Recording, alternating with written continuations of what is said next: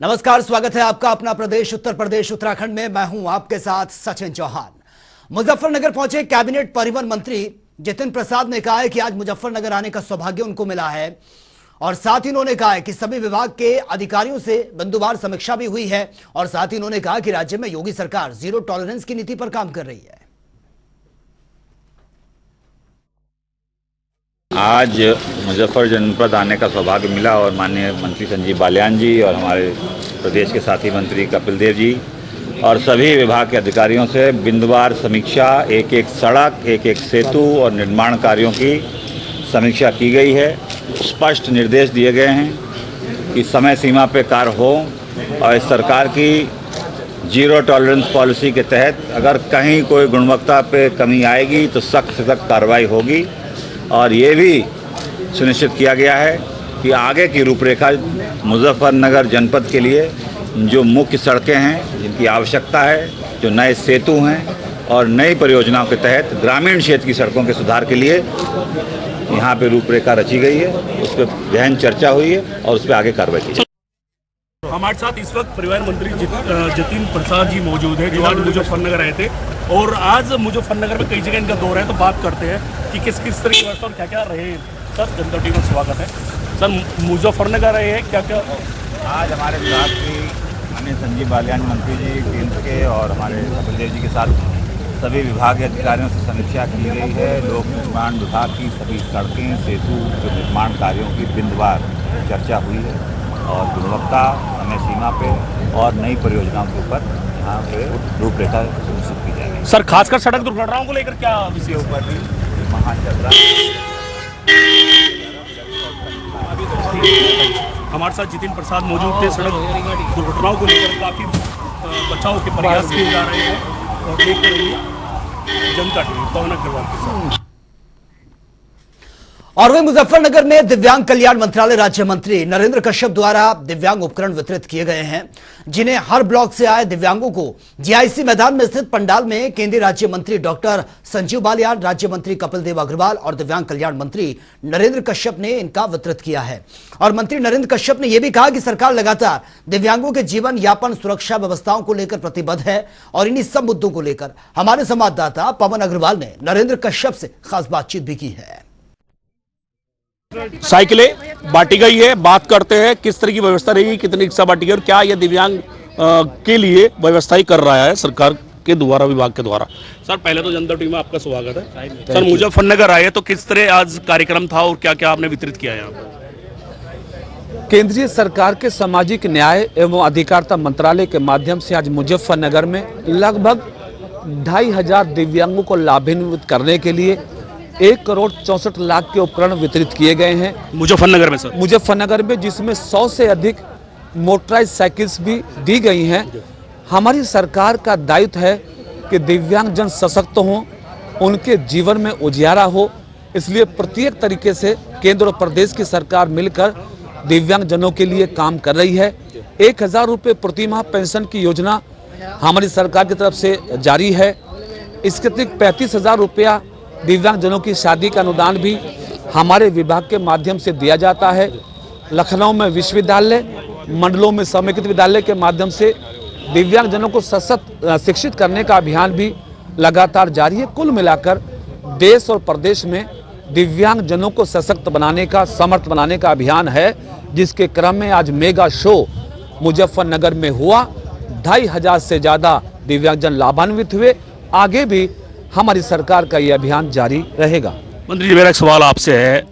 कांग्रेस की भारत जोड़ो यात्रा निकल ली है, कन्याकुमारी से शुरू हुई थी और अब कश्मीर की तरफ जाने वाली है, अभी पंजाब के अंदर है, तो लगातार राहुल गांधी बीजेपी पर और आरएसएस पर भेदभाव का काफ़ी बड़े बड़े आरोप लगा रही है। क्या कहना चाहते हैं कि ये भारत जोड़ो यात्रा कितनी सफल रहेगी कांग्रेस की और क्या बेनिफिट होगा बीजेपी को या क्या नुकसान होगा बीजेपी को भारत जोड़ो यात्रा से? भारत संगठित है, एकत्रित है, भारत की एकता अखंडता मजबूत है। मैं नहीं समझता कि राहुल जी कौन से भारत को जोड़ रहे हैं। भारत तो जुड़ा हुआ है। ये लड़ाई तो आज़ादी के पहले की थी, जिसको अब उस समय लड़ रहे हैं। तो मैं समझता हूँ कि कांग्रेस पार्टी अपना अस्तित्व खो चुकी है, कांग्रेस पार्टी अपना जनाधार खो चुकी है। कांग्रेस पार्टी के बारे में सबको मालूम है कि ये परिवारवाद की बात करती है, तुष्टीकरण की बात करती है, सिखों पे दंगों की बात करती है।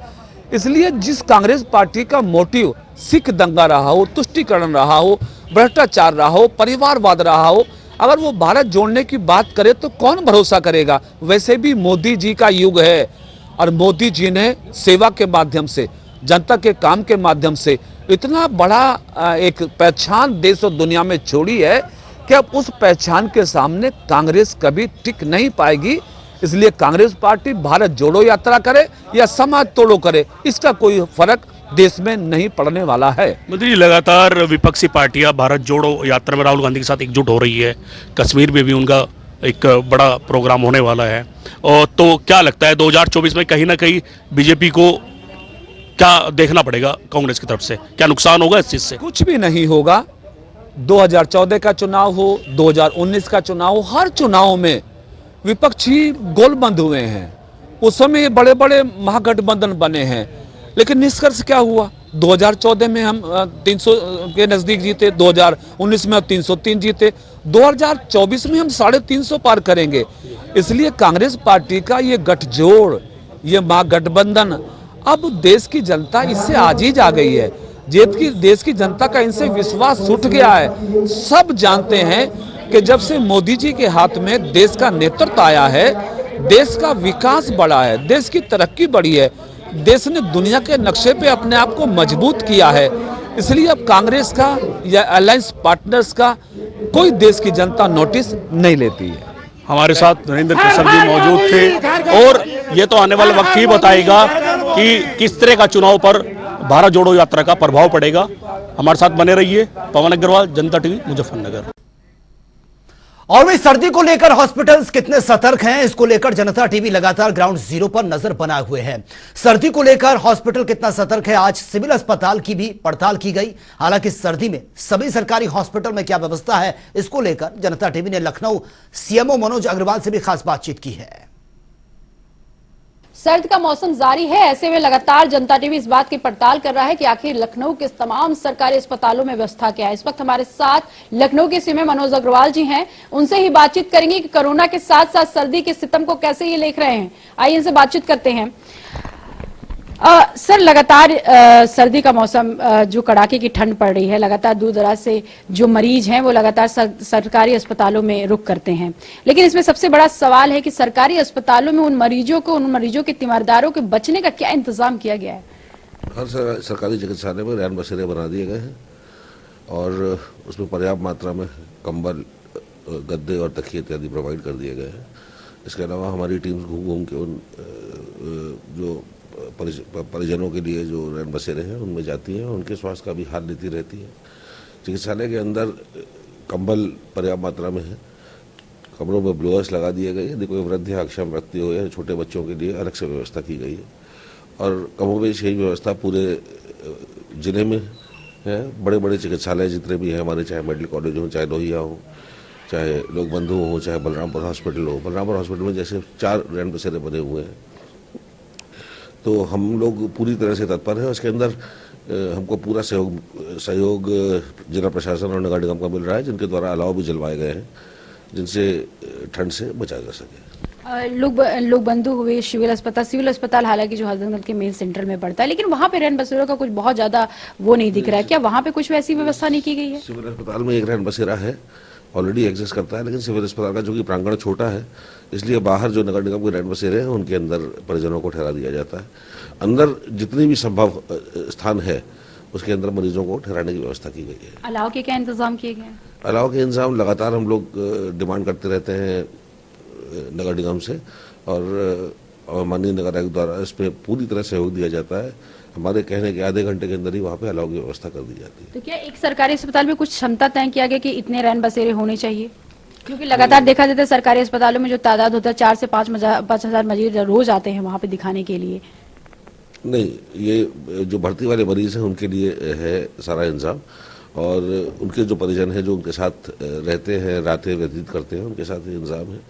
और ये आवश्यकता अनुसार घटाए बढ़ाए जा रहे हैं, क्योंकि ये टेम्पररी रैन बसेरे हैं तो ये आवश्यकता अनुसार बढ़ा दिए जाते हैं। जैसे बलरामपुर में हमने पहले 1 से शुरू किया, फिर 2 हुए, फिर 3 हुए, फिर 4 हुए, तो इस तरह से आवश्यकता अनुसार बढ़ाए जा रहे हैं। धन्यवाद। ये थे मनोज अग्रवाल, जिनका साफ तौर पे कहना था कि सर्दी के सितम को लगातार हम लोग सामना कर रहे हैं। तमाम वो लोग बंदी हो, सिविल हो, बलरामपुर हो, तमाम अस्पतालों में अलाव से लेके तमाम रेमडेसिविर का भी इंतजाम किया गया। लगातार हम औचक निरीक्षण भी कर रहे हैं। कैमरामैन आशीष के साथ मैं जयसिंह, जनता टीवी लखनऊ।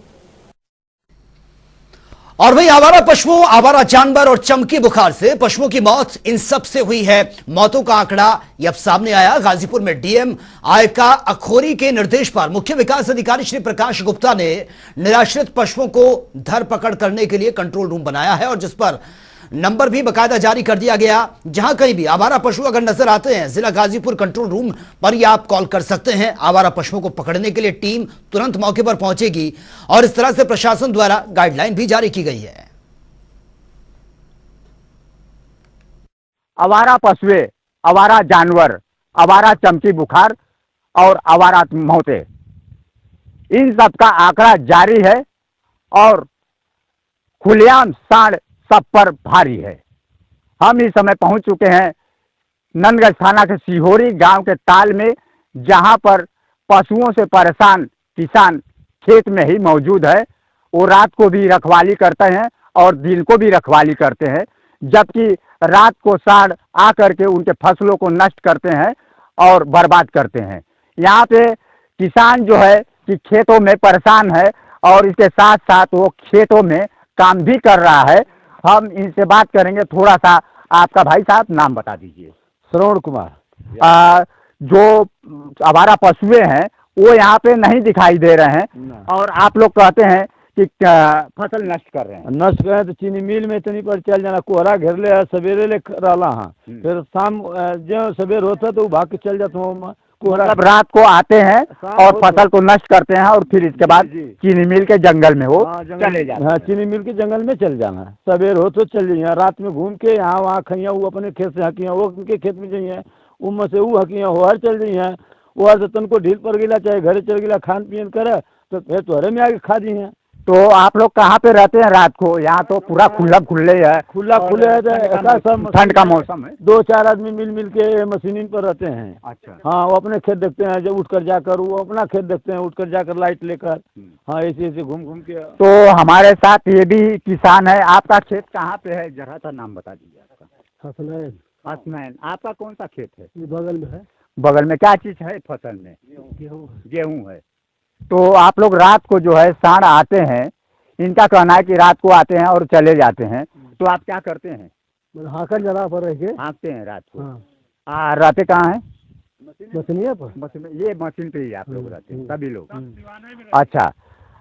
भाई साहब, आपका कौन सा फसल ये है खेत? वो बगल वाला है वो। अच्छा, उसमें क्या है?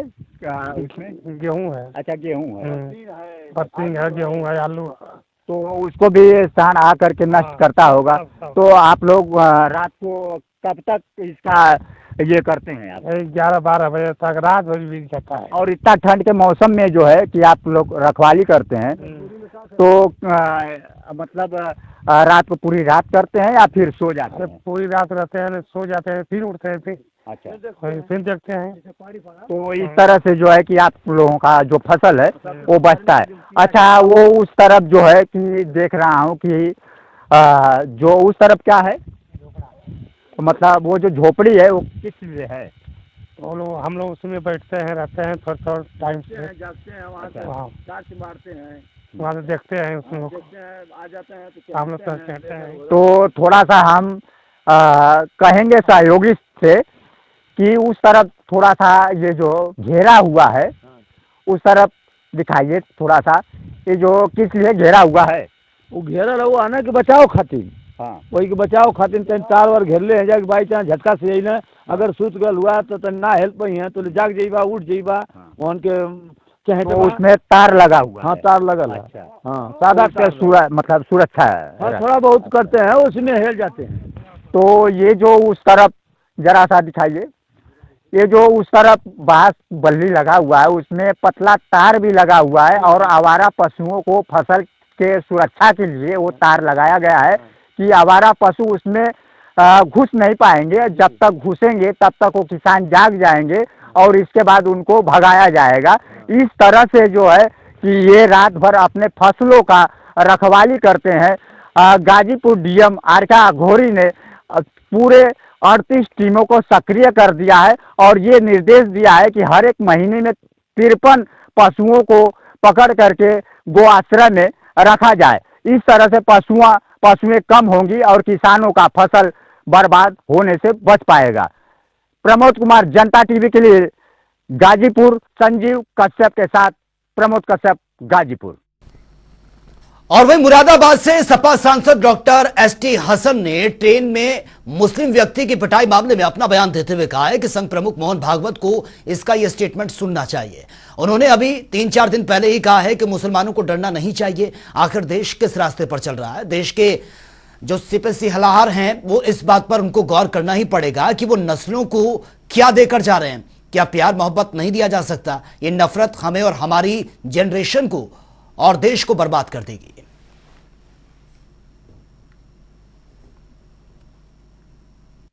अपने हालात पे तरस आ रहा है। एक इंसान जो सफ़र कर रहा है उसका कसूर ये था कि उसकी दाढ़ी थी, उसको चोर बताकर मारा गया और उससे ज़्यादा कसूरवार वो लोग हैं जो पूरे डिब्बे में तमाशा देखते रहे। और जब उससे धार्मिक नारे लगवाने को कहा गया और नारे नहीं लगाए तो उसके कपड़े उतार के उसको इतना मारा कि अधमरा कर दिया और वो बेसुध होकर गिर गया। उसके बाद ट्रेन से धक्का दे दिया गया। इससे ज़्यादा शर्मनाक बात और क्या होगी हमारे देश के लिए? उससे भी ज़्यादा शर्मनाक यह है कि वो डरा हुआ सहमा हुआ वो इंसान चुपचाप अपने घर जाके पड़ गया और उसने पुलिस को इन्फॉर्म नहीं करा, डर के मारे वो खुद कह रहा है। और वहीं आगरा पहुंचे हिंदूवादी नेता प्रवीण तोगड़िया ने कहा है कि भारत में आज हिंदुओं की सुरक्षा करने वाला कोई नजर नहीं आ रहा है। आज भारत में ही हिंदू खुद को असुरक्षित एवं असहाय महसूस कर रहा है। वहीं दूसरी तरफ मुस्लिम आज भारत में सबसे सुरक्षित वर्ग है। किसी हिंदू बहन पर कोई हमला होता है या फिर कोई घटना होती है तो उसके साथ एक व्यक्ति खड़ा नहीं होता। वहीं अगर मुस्लिम वर्ग की महिला के साथ कोई घटना घटित हो जाती है तो उसके साथ पूरा देश खड़ा हो जाता है। मुसलमान का सर तन से जुदा हुआ है, किसी मुसलमान की बेटी के 35 टुकड़े हुए हैं, कोई मुसलमान हिंदुओं के डर से घर से बाहर निकलने से डर रहा है नहीं, तो मुसलमान डबल सुरक्षित है। और यहाँ उदयपुर में हिंदू का बेटा कन्हैया का तन से सर जुड़ा हो जाता है, हिंदू की बेटी नुपुर शर्मा जिहादियों के डर से बाहर नहीं निकल पा रही है, हिंदू की बेटी श्रद्धा के 35 टुकड़े कर दिए जाते हैं। मेरा मानना है कि यह देश में मुसलमान ही सुरक्षित है। और वे रक्षा मंत्री राजनाथ सिंह चीड़बाग स्थित शौर्य स्थल पहुंचे हैं और यहां पर उन्होंने शौर्य स्थल का लोकार्पण किया और बलिदानी सैनिकों को श्रद्धांजलि भी अर्पित की है। इस दौरान सीएम धामी भी मौके पर मौजूद रहे। उत्तराखंड वॉर मेमोरियल ट्रस्ट की ओर से बनाए गए इस शौर्य स्थल पर प्रदेश के सभी बलिदानी सैनिकों के साथ उनके नाम अंकित हैं। और आपको बता दें कि बीते दिसंबर के महीने में उत्तराखंड वॉर मेमोरियल ट्रस्ट ने शौर्य स्थल को सेना को हस्तांतरित कर दिया है। शौर्य स्थल का लोकार्पण करने के बाद रक्षा मंत्री अब शहीद जसवंत सिंह मैदान में वेटरन रैली में उन्होंने हिस्सा लिया है और इसके बाद वो पूर्व सैनिकों और वीर नारियों को संबोधित भी करेंगे। वे सॉल ऑफ स्टील अभियान की भी शुरुआत करेंगे। मुझे जानकारी दी गई है कि देश भर से अलग अलग जगहों पर इस तरह के वेटरन्स के आयोजन किए जा रहे हैं और ऐसे आयोजन मैं मानता हूं कि समाज द्वारा हमारे वेटरन्स को सम्मानित करने और उनके प्रति कृतज्ञता ज्ञापित करने के एक महत्वपूर्ण माध्यम होते हैं। जैसा कि हम सभी जानते हैं और जनरल डिबरी ने भी बताया, इंडियन चीफ फील्ड मार्शल के एम करियप्पा 1953 में आज ही के दिन औपचारिक रूप से वह रिटायर हुए थे और उसी दिन को आज हम वेटरन्स डे के रूप में मनाते हैं। आज से 7 वर्ष पहले सरकार ने आर्म्ड फोर्सेज वेटरन्स और उनके परिजनों के सम्मान में यह कार्यक्रम आयोजित करने का एक महत्वपूर्ण फैसला किया है। मेरा खुद का पूरा प्रयास रहता है कि मैं इन इवेंट्स में जरूर पहुंचूं और लोगों के साथ में सीधा संवाद स्थापित करूं। और जब से मैंने रक्षा मंत्री के रूप में दायित्व संभाला है, मैं लोगों के बीच जाता हूं, और अपने सम्मानित वेटरन्स के साथ मैं सीधा संवाद भी स्थापित कर रहा हूं। पिछली बार अन्य किसी स्थान पुणे संभवतः में गया था और पहली बार जो वेटरन्स के बीच में गया था वो जयपुर में गया था। मैं हमेशा की तरह आपके बीच में हूं और आगे भी मेरा यह प्रयास रहेगा कि कुछ भी हो पर हमारे वेटरन्स को लेकर कोई आयोजन होता है तो मैं उस कार्यक्रम में निश्चित रूप से शिरकत करूं। जब मेरे यहां आने की रूपरेखा बन रही थी तो मुझसे पूछा गया कि देहरादून में वेटरन्स डे का आयोजन किया जा रहा है और वहां पर काफी ठंड है, तो मैंने कहा ठंड से मुझे डराया क्यों जा रहा है? रात्रि में भी -14 देश का गृह मंत्री रहते हुए, होम मिनिस्टर रहते हुए -14 डिग्री के टेम्परेचर में मैं रात को मैं रुक चुका हूं, तो देहरादून में आने में किस प्रकार का मुझे भय होना चाहिए, किस प्रकार का संकोच होना चाहिए। हमारे वेटरन्स को लेकर कोई आयोजन अगर हिमालय पर भी या सियाचिन में भी होता है तो मैं वहां जरूर जाऊंगा और उनसे मुलाकात करके आऊंगा। और मैं आज आप लोगों के बीच यहां पर रक्षा मंत्री के रूप में जिम्मेदारी संभालने के बाद ही मैंने उस समय के आर्मी चीफ और बाद में जो हमारे चीफ ऑफ डिफेंस स्टाफ बने थे जनरल बिपिन जी रावत, उनसे दूसरे दिन ही जिस दिन मैंने शपथ ग्रहण की थी और ये रक्षा मंत्रालय की जिम्मेदारी मिली थी, मैंने उनसे आग्रह किया था कि मैं सियाचिन जाना चाहूंगा और कुमार पोस्ट पर जाकर वहां के नौजवानों से मिलूंगा। साथियों, आज सारा देश समृद्धि के इन पर्वों को एक साथ मना रहा है, चाहे वो पर्व हमारे लोहड़ी के हों, बिहू हों, पोंगल, मकर संक्रांति। तो इन पर्वों की भी मैं आप सबको अपनी तरफ से हार्दिक शुभकामनाएं देता हूं। राष्ट्र सर्वोपरि की भावना से ओतप्रोत हमारे वीर सैनिकों ने सदैव हुई देश की आन बान और शान को हमेशा अक्षुण्ण रखने का काम किया है। जैसा यहां से अभी हमारे जनरल डिम्पी साहब ने कहा कि भारत की सेना हमेशा से विश्व की सर्वाधिक शक्तिशाली सेनाओं में से रही है।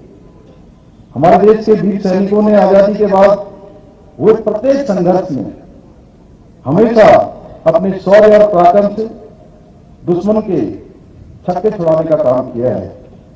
देवभूमि उत्तराखंड ने अनेक वीर सैनिक इस देश को दिए हैं, जिन्होंने हमेशा अदम्य साहस से अब विश्व को दिखला दिया कि शांति का उपदेश देने वाली हमारी पुण्य भूमि समय आने पर अपने शौर्य और पराक्रम के द्वारा दुश्मनों को मुंहतोड़ जवाब देने की भी क्षमता रखती है, मुंहतोड़ जवाब देने की शक्ति रखती है।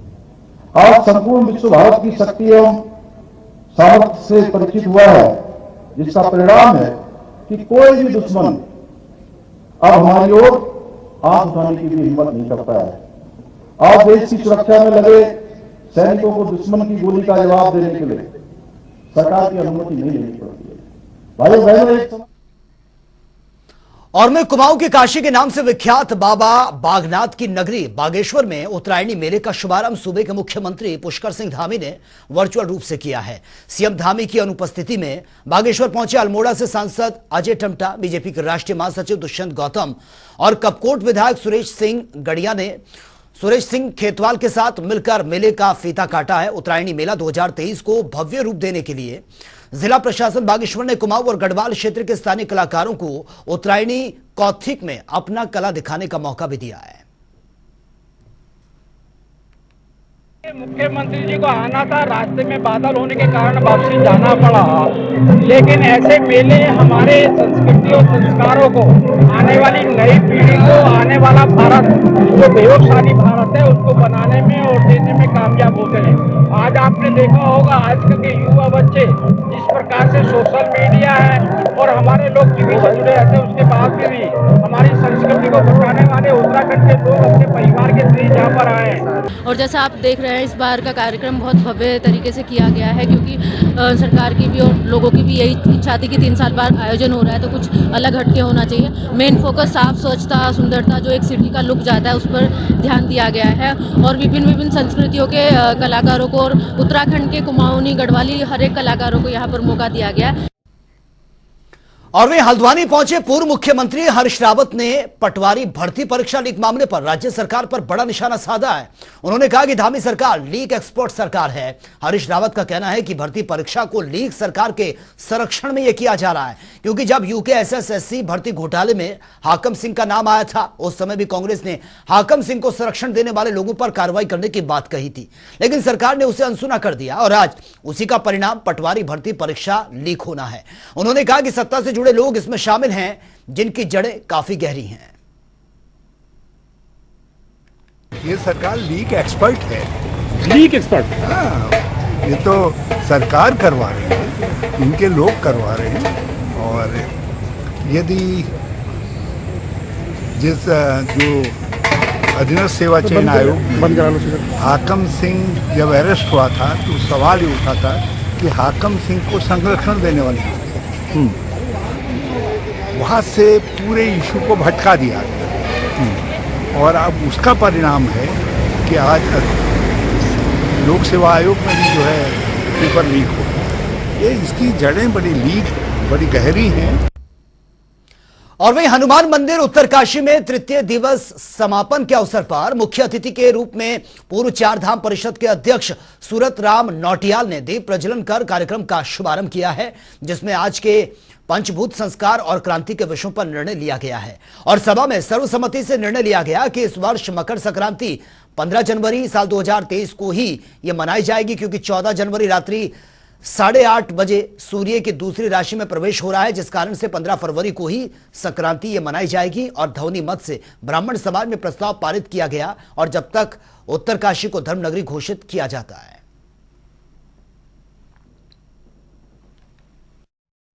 मैं अध्यक्ष चंद्रभूषण आचार्य चंद्रभूषण भट्ट, देवभूमि ब्राह्मण महासभा ट्रस्ट उत्तरकाशी उत्तराखंड। यहाँ उत्तरकाशी जिले के अंतर्गत हनुमान मंदिर में त्रिदिवसीय ज्योतिष और कर्मकांड सम्मेलन रखा गया और सभी ब्राह्मणों को एकत्रित करके कि तिथि, व्रत, पर्व, संक्रांति में कोई भेद ना हो, सभी का एक निर्णय हो। सभी। और अब बात होगी 2 मिनट में 10 बड़ी खबरों की। रुड़की में पुलिस ने एक शातिर ठग को किया गिरफ्तार। बुजुर्गों को झांसे में लेकर करता था ठगी। ठग से 12,000 नकदी समेत एक तमंचा और कारतूस भी बरामद। बदायूं के दातागंज के ब्रह्म देवस्थान पर उतार चढ़ाव को लेकर मंजूरी। दातागंज विधायक ने आला अधिकारियों के साथ किया निरीक्षण। एक्सप्रेस वे के उतार चढ़ाव को चिंतित किया गया। लूट का खुलासा, 3 अभियुक्तों को पुलिस ने किया गिरफ्तार। लुटेरों के पास से अवैध तमंचा और कारतूस बरामद। तीनों आरोपी प्रयागराज के रहने वाले। गोंडा में आवारा कुत्तों ने मासूम बच्ची पर किया जानलेवा हमला। बच्ची के हाथ और चेहरे पर किए हैं गहरे घाव के निशान। बच्ची को अस्पताल में एडमिट करवाया गया। अमेठी में जमीनी विवाद को लेकर 2 पक्षों में जमकर मारपीट। दोनों पक्षों से 2 लोग हुए गंभीर रूप से घायल। एम्बुलेंस के माध्यम से घायलों को इलाज के लिए अस्पताल पहुंचाया गया।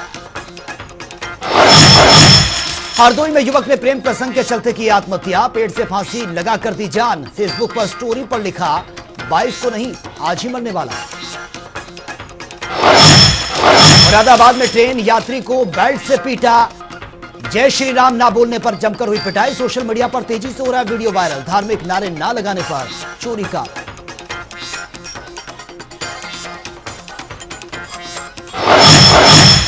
आजमगढ़ में दबंगों की दबंगई का कहर। नाले के विवाद को लेकर 2 पक्षों के बीच जमकर हुई मारपीट। वीडियो सोशल मीडिया पर वायरल। कानपुर देहात महोत्सव तैयारियों की हुई समीक्षा। महोत्सव को यादगार बनाने का प्रयास तेज। उच्च अधिकारी ले रहे हैं जायजा। इतिहास में पहली बार हो रहा है कार्यक्रम। हरिद्वार की दीप गंगा सोसाइटी में अधिकारी ने शराब पीकर किया हंगामा। लोहड़ी के प्रोग्राम में पहुंचकर की लोगों से बदसलूकी। नशे में धुत अधिकारी ने खुद को सिडकुल का मालिक। मौके पर पहुंची पुलिस ने मामला शांत करवाया। तो फिलहाल इस बुलेटिन में मेरे साथ इतना ही, लेकिन तमाम खबरों के लिए आप बने रहिए जनता टीवी के साथ। नमस्कार।